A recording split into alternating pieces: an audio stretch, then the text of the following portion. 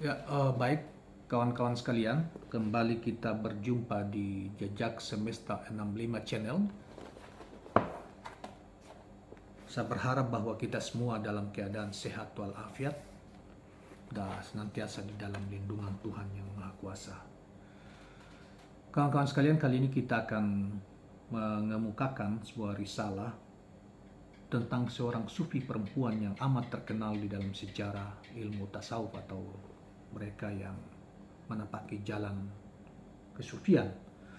Beliau adalah Rabiah Al-Adawiyah yang kita kenal sebagai seorang pecinta ilahi yang membara dan menggebu, sehingga beliau dianggap sebagai pembawa risalah sufi tentang cinta.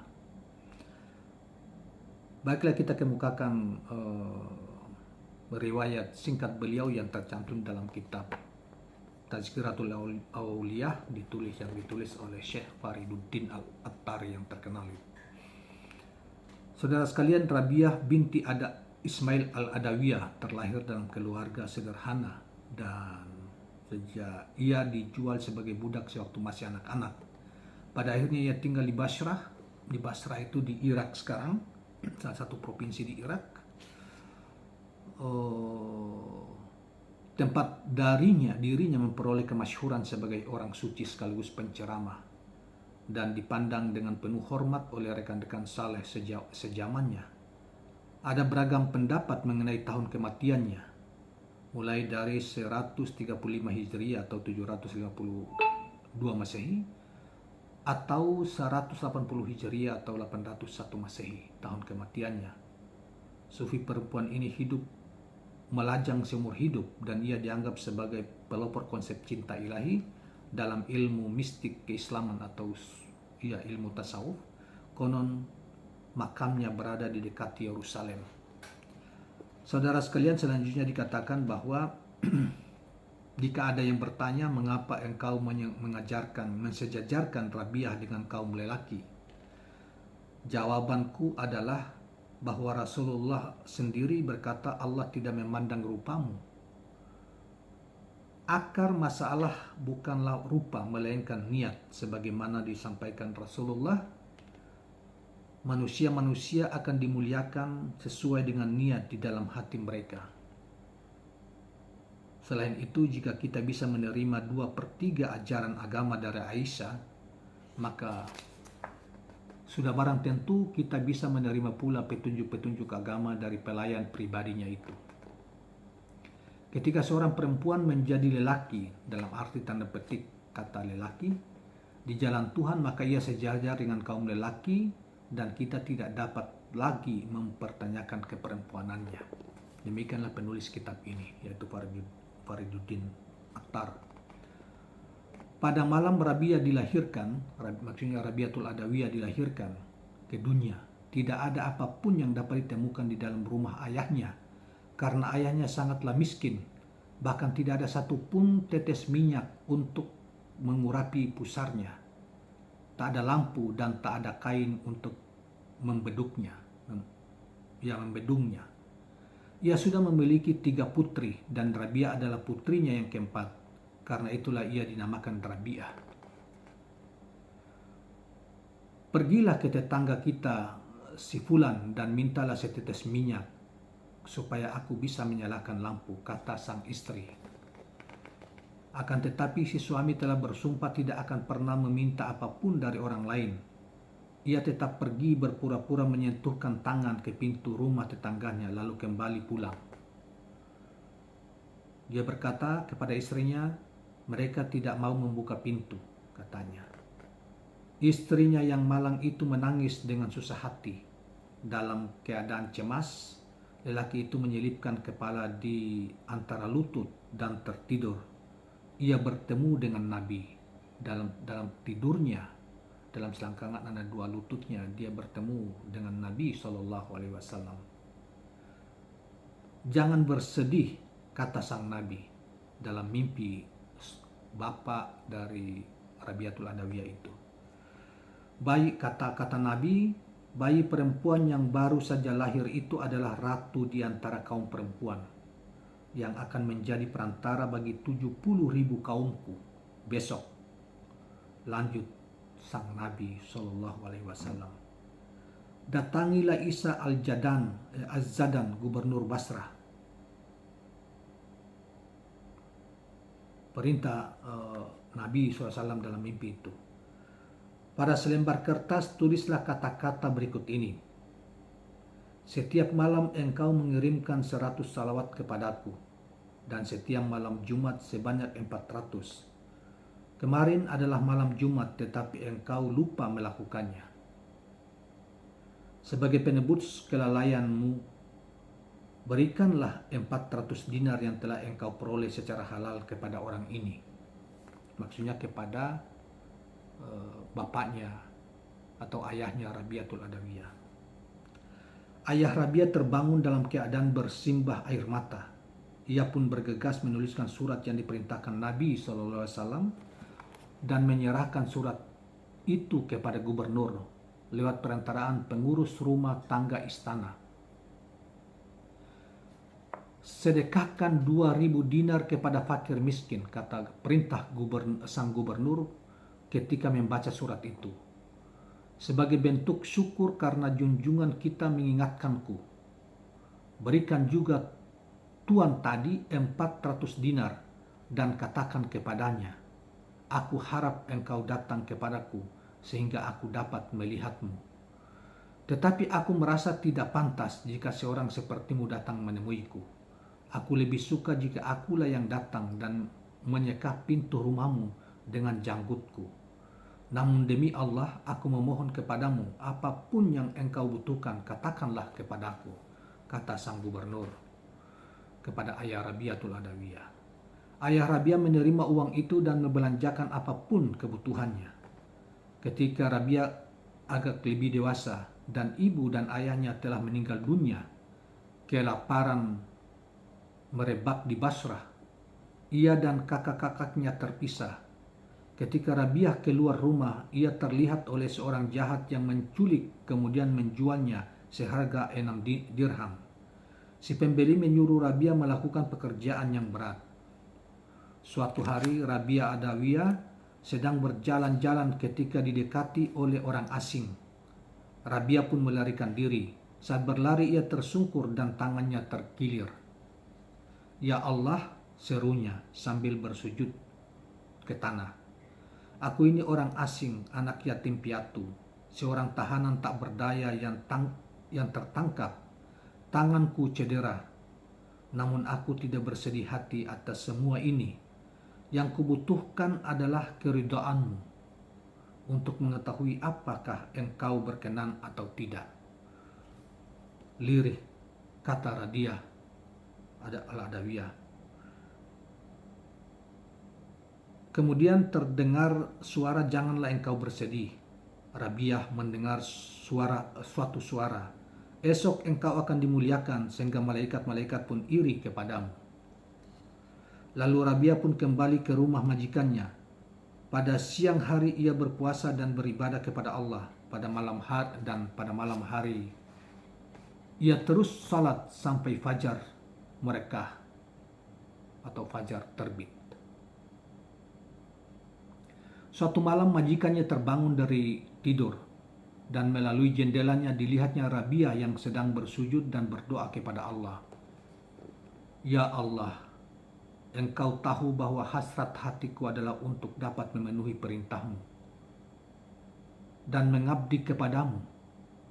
Jika aku dapat mengubah nasibku ini, maka aku tidak akan beristirahat barang sebentar pun dari mengabdi kepadamu. Tetapi engkau telah menyerahkan diriku ke bawah kekuasaan seorang makhluk ciptaanmu. Demikianlah doa yang dipanjatkan Rabi'ah Al-Adawiyah. Kemudian si majikan melihat sendiri sebuah lentera tergantung tanpa rantai di atas kepala Rabi'ah. Cahayanya menerangi seluruh rumah. Menyaksikan peristiwa ini, ia merasa takut.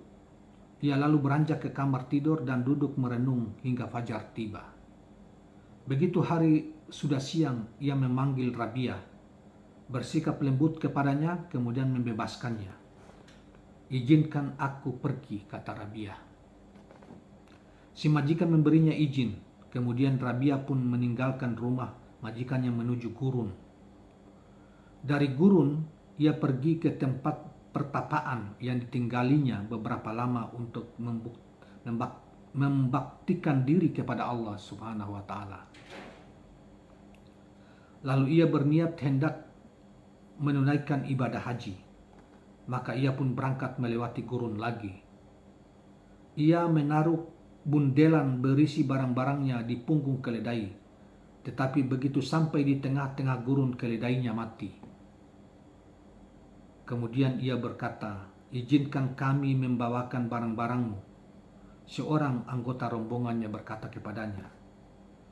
Kemudian Rabiah menjawab, "Kalian berusaha, teruslah berjalan. Bukan tujuanku untuk bertawakal kepada kalian." Para lelaki pun meneruskan perjalanan dan meninggalkan Rabiah sendirian. Kemudian Rabiah berkata, "Ya Allah," tangisnya sambil menengadah. Begitulah cara raja-raja memperlakukan seorang perempuan yang tak berdaya di tempat asing baginya. "Engkau telah memanggilku ke rumahmu, tetapi di tengah perjalanan engkau membunuh keledaiku dan meninggalkanku sendirian di tengah-tengah gurun ini." Belum lagi Rabiah selesai berkata-kata, keledainya bergerak dan bangkit berdiri. Rabiah menaruh barang bawaannya di punggung si keledai dan melanjutkan perjalanan. Di dalam kurung penulis Fariduddin berkata, narator kisah ini mengatakan bahwa tidak lama kemudian ia melihat keledai kecil tersebut dijual di pasar. Rabiah melakukan perjalanan melewati gurun selama beberapa hari lagi, kemudian ia berhenti. "Ya Allah," tangisnya, "batinku letih. Kemana aku harus menuju? Aku adalah segumpal tanah, sementara rumahmu terbuat dari batu. Aku membutuhkanmu di sini." Allah langsung berbicara di dalam hati Rabiah. Allah berkata, "Rabiah, engkau sedang berada di atas sumber kehidupan 18.000 dunia.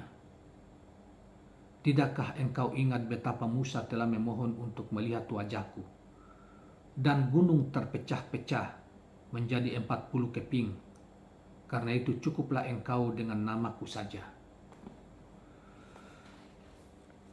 Saudara-saudara sekalian, demikianlah riwayat singkat tentang Rabiah. Berikut ini, saudara sekalian, kita akan membacakan beberapa anekdot terkait dengan Rabiah al-Adawiyah. Pada suatu malam ketika Rabiah sedang salat di pertapaan, ia merasa sangat letih sehingga akhirnya jatuh tertidur. Saking nyenyak tidurnya, ketika matanya berdarah tertusuk alang-alang dari tikar yang ditidurinya, ia sama sekali tidak menyadarinya. Seorang perampok menyelinap masuk dan mengambil cadarnya. Ketika hendak pergi dari tempat itu, didapatinya jalan keluar telah tertutup. Ia meninggalkan cadar itu dan pergi, mendapati bahwa jalannya telah terbuka. Kemudian sang perampok, ia mengambil cadar Rabiah lagi dan kembali menemukan pintunya terhalang. Sekali lagi dijatuhkannya cadar itu. Ia terus mengulang-ulang hal itu sampai 7 kali. Kemudian ia mendengar suatu suara dari pojok pertapaan. "Wahai manusia, tidak usah merepotkan diri. Sudah bertahun-tahun wanita ini mengabdi kepada kami. Iblis sendiri tidak berani menghampirinya. Bagaimana mungkin seorang perampok punya keberanian mencuri cadarnya? Enyahlah, dasar terkutuk. Tidak ada gunanya mencoba-coba lagi. Jika seorang sahabat jatuh tertidur, sahabatnya terbangun dan menjaganya." Itu cerita keajaiban atau anekdot pertama. Yang berikutnya, konon ada 2 pemuka agama menemui Rabiah di dalam keadaan lapar. "Semoga Rabiah memberi kita makanan," katanya kepada suatu sama lain. Makanannya pasti dapatkan dari sumber yang halal. Ketika mereka duduk, ada serbet dengan 2 bungkus roti diletakkan di hadapan mereka. Mereka sangat puas. Tepat pada saat itu seorang pengemis datang dan Rabia mengambil kedua roti itu tadi dan menyerahkannya kepada si pengemis. Kedua pemuka agama tadi sangat gusar tetapi diam saja. Setelah beberapa saat seorang pelayan masuk membawa beberapa roti hangat. Majikanku mengirimkan ini, terang pelayan itu. Rabia menghitung jumlah roti tersebut, ada 18. Barangkali roti-roti ini bukan dikirimkan untukku, kata Rabia. Si pelayan sudah berusaha keras meyakinkannya, tetapi sia-sia saja. Lalu diambilnya lagi roti-roti itu dan dibawanya pergi. Yang sebenarnya terjadi adalah bahwa si pelayan telah mengambil 2 potong roti untuk dirinya sendiri. Kepada nyonya majikannya ia meminta 2 potong roti lagi, kemudian kembali ke tempat Rabia. Roti-roti itu dihitung oleh Rabia, ternyata jumlahnya ada 20 buah dan setelah itu barulah ia menerimanya. Inilah yang dikirimkan majikanmu kepadaku, kata Rabia. Rabia pun menyajikan roti tadi di hadapan tamu-tamunya yang menyantapnya sambil terheran-heran. Apa rahasia di balik semua ini? Tanya mereka. Kami ingin memakan rotimu sendiri tanpa engkau memberikannya kepada pengemis. Tetapi engkau memberikannya kepada pengemis. Kemudian engkau berkata kepada pelayan tadi bahwa ke-18 roti itu bukanlah dikirimkan untukmu. Tetapi kemudian ketika semuanya berjumlah 20, barulah engkau menerimanya. Rabia menjawab, aku tahu sejak kalian datang bahwa kalian lapar. Aku berkata dalam hati, bagaimana mungkin aku hanya menyuguhkan 2 roti kepada orang terhormat seperti kalian. Jadi ketika seorang pengemis datang ke rumahku, kuberikan kedua roti itu padanya. Lalu aku berdoa kepada Allah yang Maha Kuasa. Ya Allah, engkau berkata bahwa engkau akan mengganti 10 kali lipat. Dan aku amat sangat meyakininya. Sekarang setelah aku menyedekahkan 2 roti untuk menyenangkanmu, semoga engkau berkenan memberiku 20 roti sebagai gantinya. Ketika ke-18 roti tadi diantarkan kepadaku, aku tahu bahwa sebagian darinya telah dicuri atau roti-roti itu bukan untuk dikirimkan kepadaku.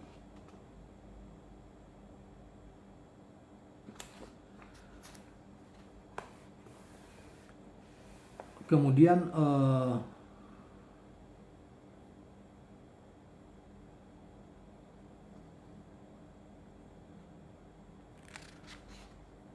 dikatakan bahwa suatu hari Rabiah al-Adawiyah melewati rumah Hasan Basri maksudnya. Dilihatnya Hasan sedang menjulurkan kepala ke luar jendela dan menangis. Air matanya jatuh menetes ke gaun Rabiah. Rabiah mendongak. Awalnya ia pikir itu tetesan hujan. Ketika menyadari bahwa itu air mata Hasan, ia berpaling kepadanya dan menyapa. Guru, ratapanmu ini merupakan pertanda kelesuan spiritual. Tahanlah air matamu, supaya bergelora sejenis laut yang akan menenggelamkan hatimu. Dan hanya Raja yang Maha Kuasa yang ada di dalamnya. Ucapan ini membuat Hasan gusar, tetapi ia tetap menahan diri. Kemudian suatu hari ia melihat Rabia berada di dekat danau, seraya membentangkan sajadah di permukaan air. Hasan berseru, Rabia kemari, ayo kita salat 2 rakaat di sini. Hasan jawab Rabia, jika engkau memamerkan keahlian spiritualmu di pasar duniawi ini, seharusnya itu adalah keahlian-keahlian yang tidak dimiliki oleh orang lain. Setelah itu Rabia melemparkan sajadah ke udara dan melompat menaikinya. Naiklah kemari, Hasan, supaya orang-orang dapat menyaksikan kita. Al-Hasan yang keahliannya belum setingkat itu tidak mengatakan apa-apa. Rabia berusaha menghiburnya. Hasan, kata Rabia, yang kau lakukan tadi dapat pula dilakukan oleh ikan, sementara yang kulakukan bisa dilakukan oleh lalat atau burung. Yang terpenting bukanlah keahlian-keahlian itu. Seseorang harus mengabdikan diri pada hal-hal yang terpenting.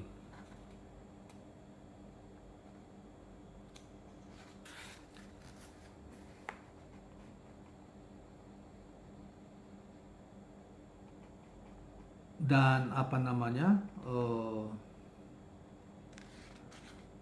saya kira ini kita akan bacakan suatu anekdot atau cerita yang lain tentang Rabiah lagi, terutama yang berkaitan dengan gairah cinta Rabiah terhadap Allah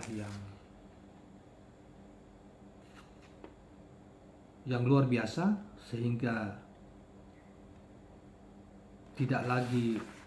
dia tidak menginginkan lagi cinta dari makhluk.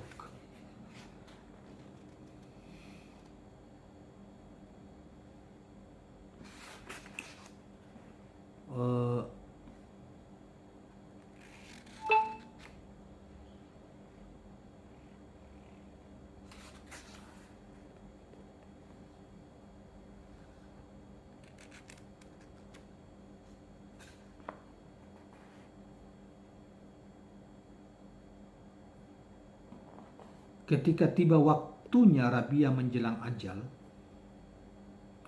orang-orang mendampinginya semasa sakitnya menutup pintu. Kemudian terdengar sebuah suara yang berkata, "Wahai jiwa yang damai, kembalilah kepada Tuhanmu dengan kebahagiaan, dengan berbahagia."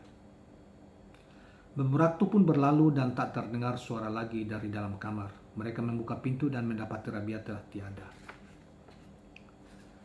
Setelah kematiannya, terlihat di dalam sebuah mimpi, Rabia ditanyai, "Bagaimana engkau menghadapi Munkar dan Nakir?" Rabia menjawab, "Para pemuda itu datang kepadaku dan berkata, 'Siapa Tuhanmu?' Aku menjawab, 'Kembalilah dan sampaikan kepada Allah, di antara beribu-ribu makhluk yang ada, janganlah engkau melupakan satu wanita tua lemah ini. Ya Allah, hanya milikmu di seluruh dunia ini, tidak ada pernah melupakanmu, tetapi engkau mengirimkan utusanmu untuk menanyakan kepadaku siapakah Tuhanmu.'" Yaitu diantara anekdot yang cerita dialog-dialog yang di dalam penulis buku ini menyatakan sebagai bagian dari anekdot-anekdot tentang Rabiatul Adawiyah. Masih banyak tentang itu.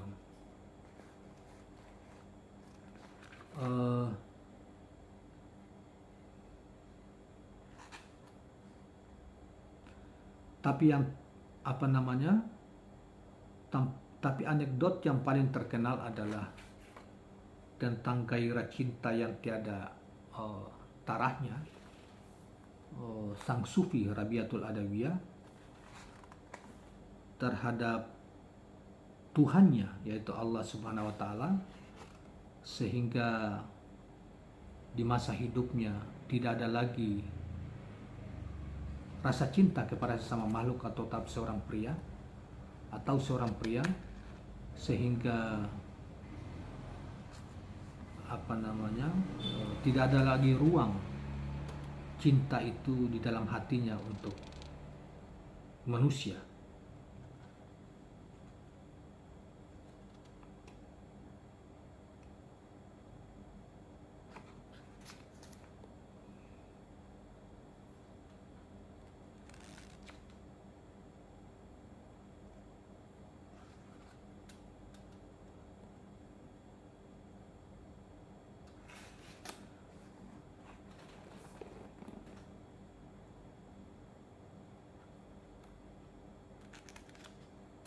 Dia juga mengatakan di dalam Rabiatul Adawiyah, pada kesempatan yang lain juga dia mengatakan bahwa dia beribadah kepada Allah bukan karena berharap takut kepada neraka, tetapi atau dia berkehendak untuk masuk surga, bahkan dia mengatakan, ya Allah, jika aku beribadah kepadamu karena takut kepada nerakamu dan ingin masuk dalam surgamu, maka hindarkanlah aku dari dua tempat itu, atau hindarkanlah aku dari surga itu. Aku beribadah karena cintaku yang tiada tara terhadap engkau, semata-mata hanya karena engkau. Kemudian dia juga dikatakan bahwa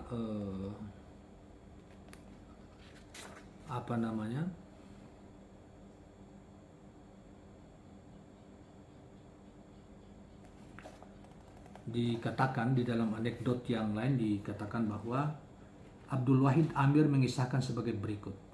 Aku pergi bersama Sufyan Ats-Tsauri mengunjungi Rabi'atul Adawiyah karena ia jatuh sakit, tetapi saking segannya aku tak sanggup memulai berbicara padanya.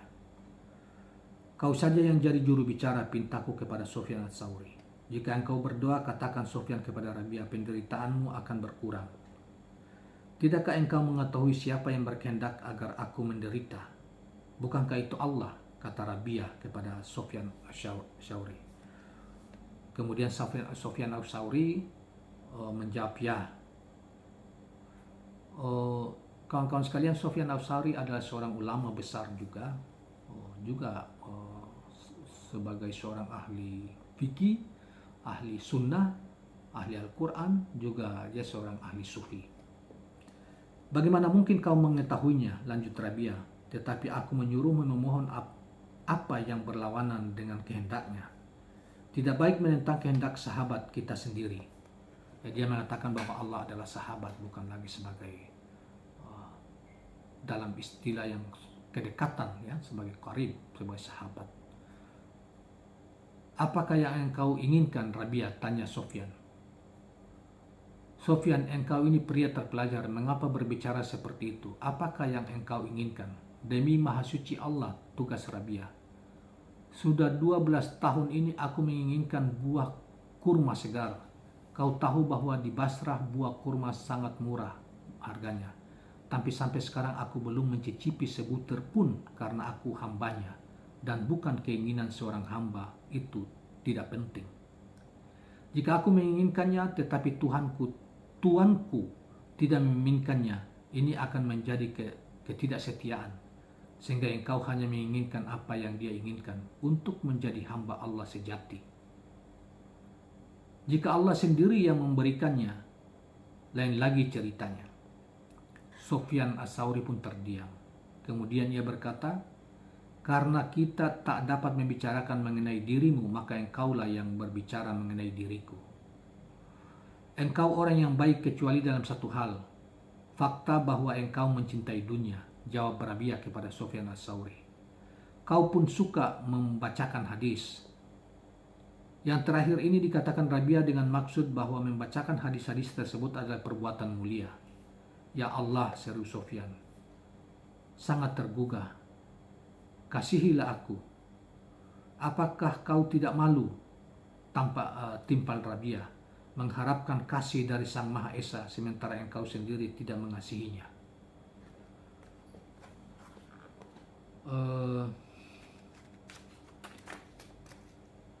Demikianlah kisah Rabi'ah bersama Sufyan Ats-Tsauri ketika beliau dikunjungi ke rumahnya.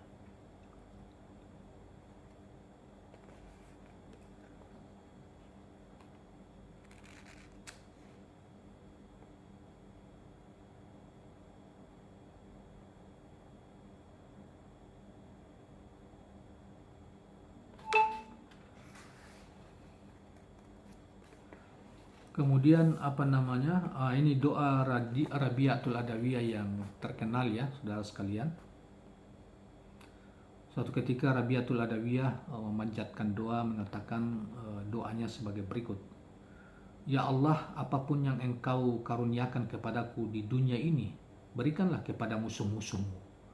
Dan apapun yang engkau karuniakan kepadaku di akhirat nanti, berikanlah kepada sahabat-sahabatmu. Karena engkau sendiri cukuplah bagiku.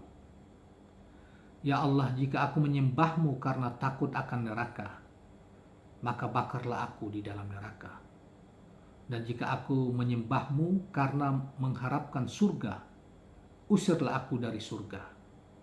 Tetapi jika aku menyembahmu demi engkau semata, jangan jauhkan keindahan abadimu dariku. Ya Allah, segala upaya dan keinginanku di dunia ini, dari segala kesenangan yang ada di dunia ini, adalah untuk mengingatmu, dan di akhirat nanti, dari segala hal yang akan datang di akhirat nanti, adalah untuk menemuimu. Inilah diriku yang sebenarnya, seperti yang telah kunyatakan sekarang. Perbuatlah seperti yang engkau kehendaki. Inilah doa yang menutupi kisah tentang sang sufi yang cintanya meluap, cintanya kepada Allah yang luar biasa, yang sehingga beliau dijuluki sebagai sang sufi, sufi mahabbah atau sang sufi pecinta. Demikianlah kawan-kawan sekalian tentang sepintas tentang Rabiatul Adawiyah di dalam yang ditulis di dalam Tazkiratul Aulia dan kitab Tazkiratul Aulia oleh Fariduddin Attar. Sebelum kita akhiri kawan-kawan sekalian, jangan lupa subscribe, share, dan like channel ini. Semoga kita mendapatkan manfaat dari kisah ini dan bermanfaat bagi kita semua dalam membina spiritual kita, atau dalam kaitan bagaimana kita mengabdi atau menghamba kepada Sang Pencipta semesta alam, Allah Subhanahu wa Ta'ala. Terima kasih. Assalamualaikum warahmatullahi wabarakatuh.